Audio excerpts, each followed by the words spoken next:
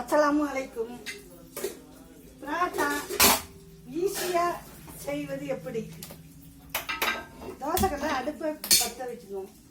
மாவு உருண்டைகளாக இப்படி உருட்டி கொள்ளவும். கிட்ட காட்டுறதுனால மாவு உருண்டை பெருசாக தெரியும். இப்படி சப்பாத்திக்கு கட்டையில் வையுங்கள். வைத்து கொஞ்சம் எண்ணெய் தடவிக்கங்க.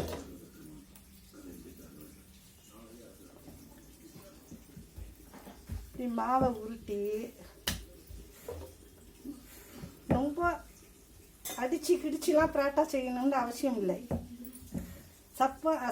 பராட்டா மாவு பிசைவது போல் பிசைந்து வைத்து கொள்ளவும். ஒரு உருட்டையை எடுத்து சப்பாத்தி கட்டையில் இப்படி தேய்த்து கொள்ளவும். தேய்த்து கத்தியால் இப்படி கீறி எடுக்கவும்.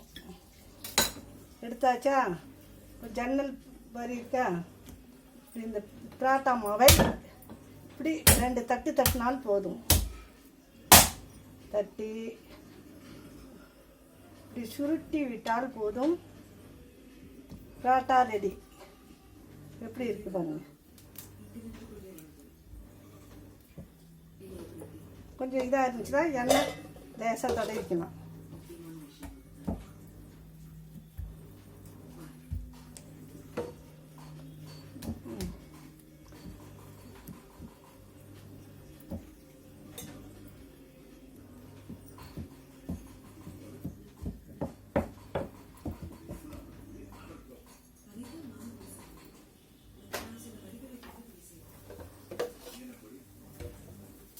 பராட்டா தோசைக்கல்லில் போட்டாச்சா? அடுக்கா வரும் பாருங்க.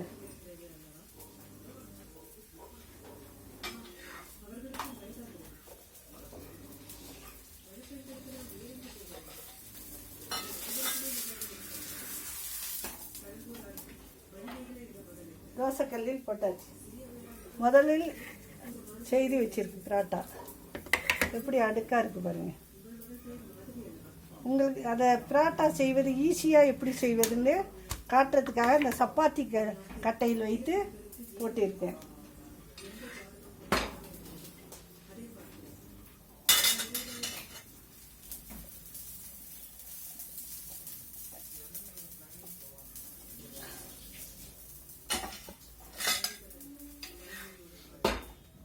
வேகலாம் இப்படி திரட்டி போட்டு எடுத்துக்கொண்டோம்.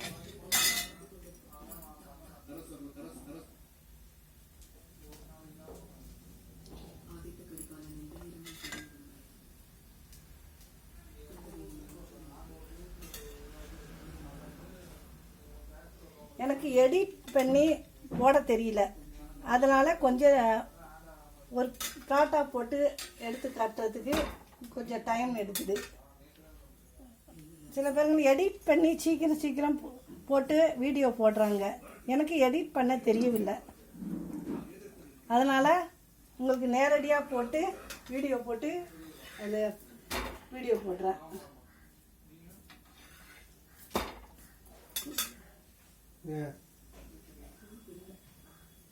பராட்டா ஒரு ஈஸியாக சப்பாத்தி கட்டையில் தெரியலன்னு சொல்லிட்டுங்களா, எல்லாம் தாம்பழத்தை வச்சு பிரட்டி வச்சுக்கிட்டு மாவு பிரட்டி சுடுறாங்க. ஏன் அவ்வளோ கஷ்டம்? அடுப்பாங்கிறதுலேயே அந்த மோடையிலேயே சப்பாத்தி கட்டையை வச்சு ஈஸியாக போட்டுடலாம். அதுக்காக தான் இந்த மாதிரி போட்டு காட்டுறேன்.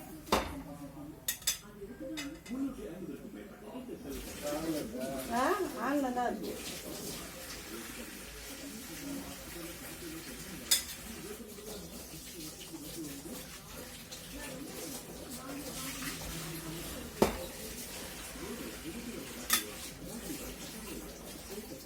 எல்லாம் வீடியோவில் ஈஸியாக அவசரம்னு இறங்குறாங்களா?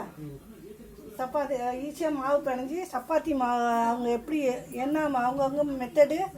சப்பாத்தி மாவுக்கு ஒவ்வொருத்தவங்க ஒவ்வொன்று போட்டு மாவு பிசைவாங்க. ஒருத்தவங்க முட்டை போடுவாங்க, ஒருத்தவங்க முட்டை போடாமல் செய்வாங்க. ஆனால் அதுதான் மாவை பிசைஞ்சி வச்ச மாவை எடுத்து சப்பாத்தி கட்டையில் எப்படி செய்கிறதுன்னு போட்டு காட்டினேன். அடுத்த சப்பாத்தியும் போட்டு காட்டேன் எப்படி செய்யுதுன்னு.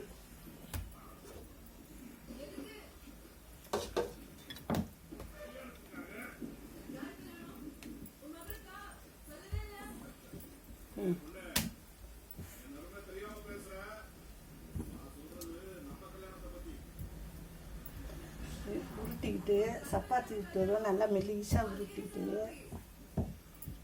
இல்லையா, இப்படி உருட்டிக்கினேன். கத்தியால் ஜன்னல் போல் கீறிக்கினேன். இப்படி இல்லைங்களா, இப்படி வச்சு இப்படி 2 தட்டு, இப்படி 2 தட்டு தட்டினா போதும். அப்படியே சுருட்டி வச்சா போதும்.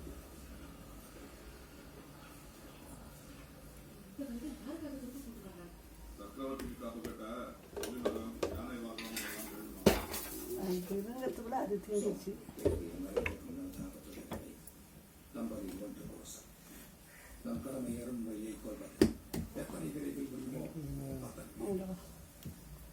முதல்ல ஃபஸ்ட்டு சின்னதாக வச்சேன், கொஞ்சம் மொத்தமாக இருந்ததுனால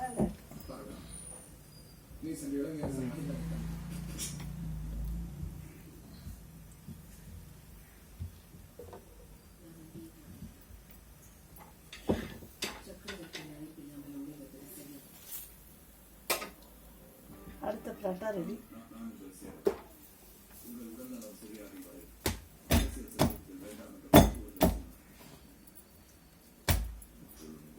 அடுக்கடுக்கா இருக்கா?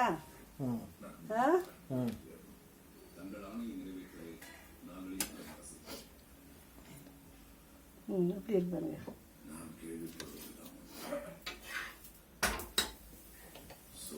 அஸ்ஸலாமு அலைக்கும்.